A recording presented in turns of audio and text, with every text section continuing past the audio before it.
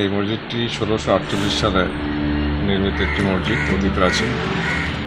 এই মসজিদে কোনো সংস্কার হইতেই আছে না। এই মসজিদ এই অবস্থায় করে দিয়েছে। এরকমের আরও দুই একবার ক্যামেরা সহ আসছে। বরিশাল বিভাগের ঝালকাঠি জেলার নলছিটি উপজেলার মল্লিকপুর জামে মসজিদ ধীরে ধীরে হারাচ্ছে তার শতাব্দী প্রাচীন সৌন্দর্য। মুঘল আমলের ঐতিহাসিক এই স্থাপনাটি দীর্ঘদিন ধরে যথাযথ সংস্কার ও সংরক্ষণের অভাবে জীর্ণ হয়ে পড়েছে। স্থানীয়দের আশঙ্কা, দ্রুত উদ্যোগ না নিলে ইতিহাসের গুরুত্বপূর্ণ এই নিদর্শনটি এক সময় হারিয়ে যেতে পারে।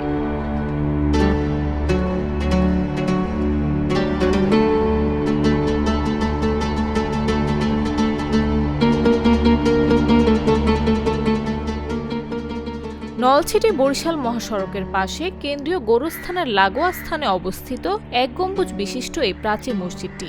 ধারণা করা হয় মুঘল সম্রাট শাহজাহানের পুত্র শাহজাদা শাহ সুজার উদ্যোগে ১৬৪৮ সালে মসজিদটি নির্মিত হয়। সেই হিসেবে প্রায় ৩৭৮ বছরের পুরনো এই স্থাপনাটি মুঘল স্থাপত্য শৈলীর একটি অনন্য উদাহরণ। প্রায় ৩০ ফুট লম্বা ও ১৭ ফুট চওড়া মসজিদের দেয়াল প্রায় ৩২ ইঞ্চি পুরু, যা চুন সুরকি দিয়ে নির্মিত।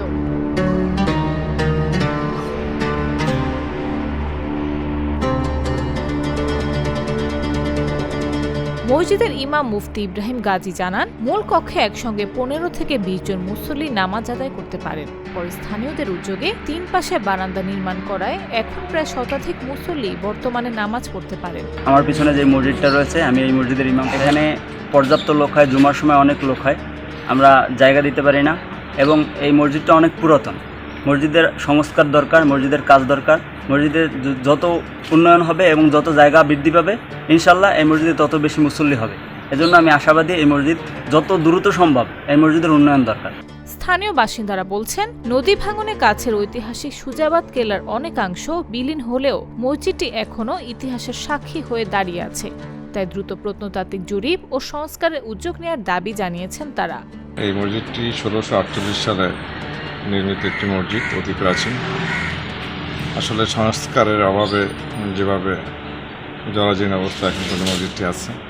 আমরা দীর্ঘ ২৫ বছর পর্যন্ত নামাজ এখানে পড়ি, কিন্তু উন্নয়নমূলক কোনো কাজ হইতেছে না। এরকমের আরও দুই একবার ক্যামেরা সহ আসছে, তার মাধ্যমে আমরা বক্তব্য দিছি, কিন্তু সেইভাবে হয় না। এখন পরবর্তীতে যাতে একটা উন্নত হয় না। আমার বাবা ছিলেন বেলাচন হামাদ, তিনি জীবনের শেষ দিন পর্যন্ত এই মসজিদে খেদমত করে গেছেন। আমি ২০০০ সাল থেকে ২০১৫ সাল পর্যন্ত ইমামতি করেছি। তো বলতেছি, আমাদের যে মসজিদটা এমনভাবে ক্ষতিগ্রস্ত হয়ে গেছে যে ঐতিহ্যের জৌলুস একদম হারিয়ে ফেলছে। প্রত্নতত্ত্ব অধিদপ্তর জানায়, পূর্ণাঙ্গ জরিপ শেষে প্রয়োজনীয় ব্যবস্থা নেওয়া হবে। তবে মল্লিকপুর মসজিদটির বিশেষ গুরুত্ব রয়েছে, হ্যাঁ, এবং আমরা আশা করব, আমি চেষ্টা করব যে বর্তমান আঞ্চলিক দপ্তরের যিনি সহকারী পরিচালক আছেন তাকে বিষয়টা অবহিত করতে।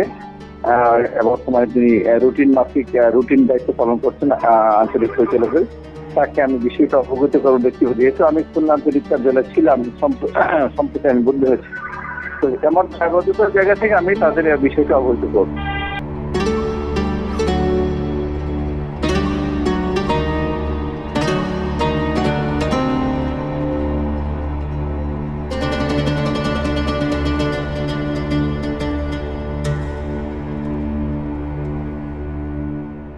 নিউজ ডেস্ক, জাগো নিউজ।